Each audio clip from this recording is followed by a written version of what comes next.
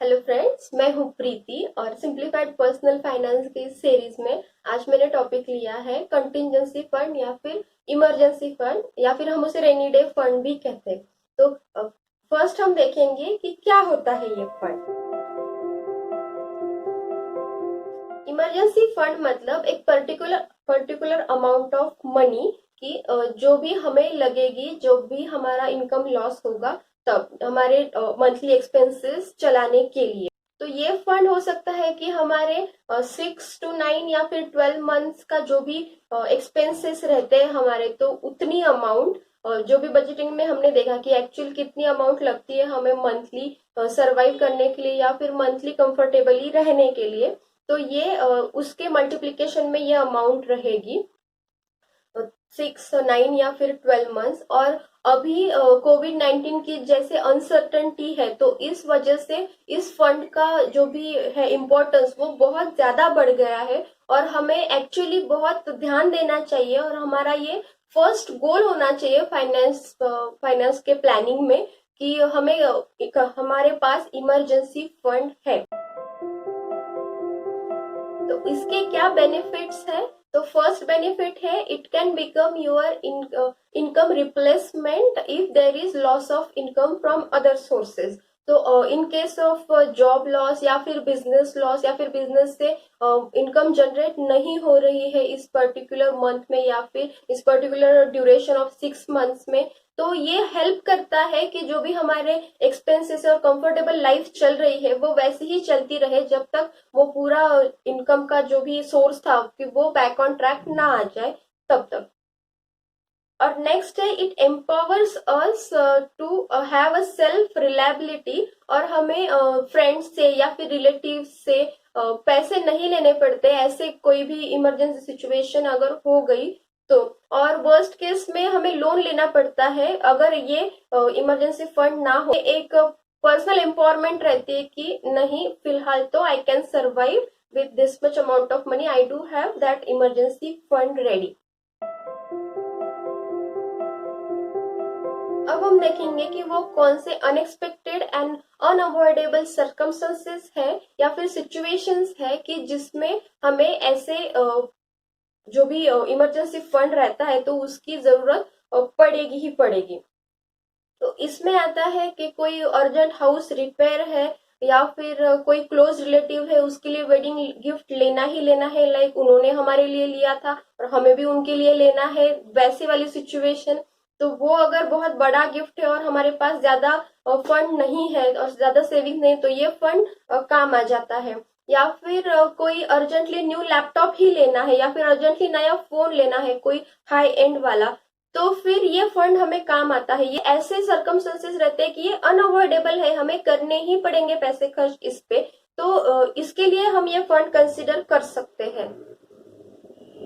Next unexpected unavoidable situation है कि किसी क्लोज्ड फैमिली मेंबर की या फिर फैमिली मेंबर की ही डेथ हो जाए। तो फिर ऐसे होता है कि जब भी हम वो बिल्स भरते हैं पूरे हॉस्पिटल के, अगर हॉस्पिटलाइजेशन हुआ है तो, और जो भी आफ्टर डेथ जो भी खर्चे रहते हैं, तो अगर हमारे पास ये फंड हो तो हमें ज्यादा फाइनेंशियल टेंशन करने की जरूरत नहीं है और हम बेटर तरीके से जो भी हमारा लॉस हुआ है, irreparable loss of demise of someone, तो वो बेटर तरीके से हम हैंडल कर सकते हैं, क्योंकि वो एक बहुत ज्यादा बड़ा साइकोलॉजिकल ट्रॉमा रहता है और उसमें फाइनेंशियल भी है। अगर सिचुएशंस ऐसे टेंस वाली, तो फिर ये बहुत हार्ड जाता है ऑन अ पर्सनल लेवल और फैमिली लेवल भी कि कैसे होगा अब सब कुछ मैनेज ऐसे। नेक्स्ट अनअवॉइडेबल सिचुएशन में हम ले सकते हैं कि कोई भी मेडिकल इमरजेंसी है, और इसमें भी ऐसे है कि अगर आपके पास हेल्थ इंश्योरेंस है तो बहुत ज्यादा सिक्योरिटी रहती है कि जो भी हॉस्पिटल का बिल होगा तो वो कवर होगा, पर उसमें भी हमें देखना चाहिए कि हेल्थ इंश्योरेंस आपने खुद का लिया है या फिर सिर्फ एम्प्लॉयर का ही है, और अगर सिर्फ एम्प्लॉयर का ही है तो वो एडेक्वेट है क्या कवर जितना भी लगेगा। और सिर्फ एम्प्लॉयर का अगर सिर्फ 3 लाख है और अभी खर्चा आ गया 5 लाख, तो फिर क्या करेंगे, कहाँ से लाएंगे वो सारा फंड। और ऐसे भी होता है बहुत सारे सिचुएशंस में कि जो भी एम्प्लॉयर का रहता है हेल्थ इंश्योरेंस, तो वो अगर कुछ उनके डिस्प्यूट्स चल रहे हैं तो वो कैशलेस बंद कर देते हैं और सिर्फ रीइंबर्समेंट ही रखते हैं। तो फिर हमें भरने तो पड़ेंगे ही पैसे, अगर रीइंबर्समेंट मिल भी रहा है तो भी पैसे पहले तो भरने ही पड़ेंगे, तो तब कहाँ से आएंगे पैसे। और ऐसे भी है कि बहुत सारे सीनियर सिटीजन्स या फिर हमारे भी जो भी 30-40 ईयर्स एज के जो भी लोग होते हैं, तो उनके लिए भी कोई अगर प्री एग्जिस्टिंग डिसीजेस है तो 20% कोपे रहता है, अगर वैसी वाली हेल्थ इंश्योरेंस पॉलिसी ले ली है तो वो 20% कोपे भी एन वक्त पे कहाँ से देंगे हम। तो इसके लिए हमारा इमरजेंसी फंड होना बहुत ज्यादा जरूरी है, क्योंकि उस वक्त ऐसा होता है कि नहीं सिर्फ ये जो भी है इंसान है वही इम्पोर्टेंट है, उसकी लाइफ ही इम्पोर्टेंट है, बट उसके बाद जो भी फाइनेंशियल लॉसेस होते हैं हमारे, तो उस लॉसेस से बचने के लिए और खुद को सिक्योर रखने के लिए ये फंड हमें चाहिए ही चाहिए। आइदर हम इसका यूज करें या ना करें, बट ये एक सिक्योरिटी रहती है बैक ऑफ द माइंड कि नहीं फाइनेंशियली तो I am okay with this. ऐसे few critical pointers to consider कि कैसे हमें बिल्ड करना चाहिए जो भी है हमारा इमरजेंसी फंड। तो मेरे हिसाब से we should build it smartly. तो इसमें ऐसे आता है कि अगर हमें बिल्ड करना है जो भी है हमारा इमरजेंसी फंड, तो एक तो है फोर्स्ड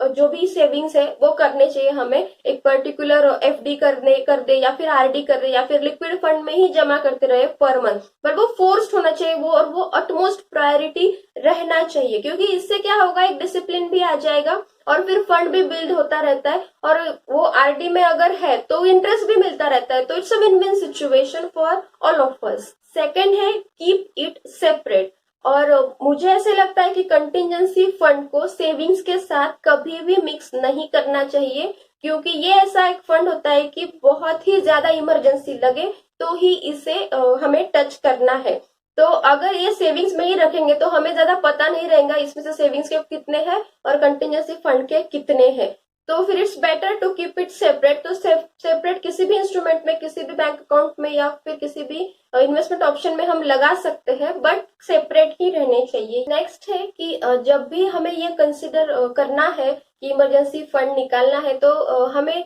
ऐसे देखना चाहिए कि ये जो भी एक्सपेंसेस है तो वो सेविंग से हो सकते हैं क्या। कोई अगर छोटे मोटे एक्सपेंसेस है अगर वो सेविंग से हो सकते हैं तो फिर हमें सेविंग्स को ज्यादा प्रेफरेंस देना चाहिए, कोई अगर सडन एक्सपेंसेस है और छोटे से है तो। और जो भी हम टच करें इस पर्टिकुलर इमरजेंसी फंड को, तो we should think twice that करना ही है अभी और कोई ऑप्शन नहीं है।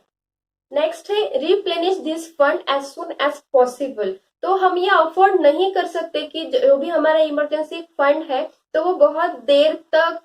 कम है या फिर बहुत देर तक वो एम्प्टी ही है ऐसे, क्योंकि इससे होगा क्या कि हमें एक तो पीस ऑफ माइंड नहीं रहेगा, क्योंकि कोई सडन सिचुएशन आ गई, क्योंकि जो भी ये सिचुएशंस होते हैं तो भी ऐसे प्लान नहीं रहते कि अभी 2 साल बाद ऐसी सिचुएशन आएगी और ऐसे कुछ। तो फिर हमें ये फर्स्ट प्रायोरिटी रखनी चाहिए कि पहले ये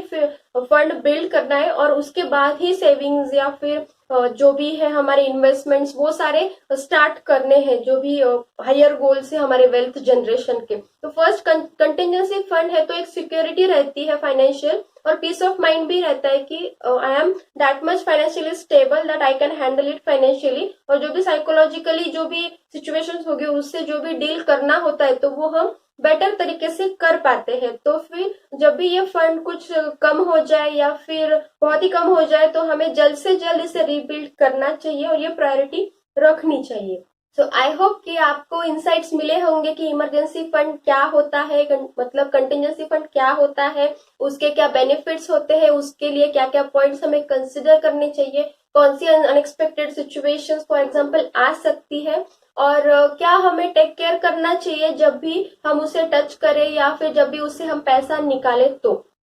So thanks for watching. Please do like, share and subscribe.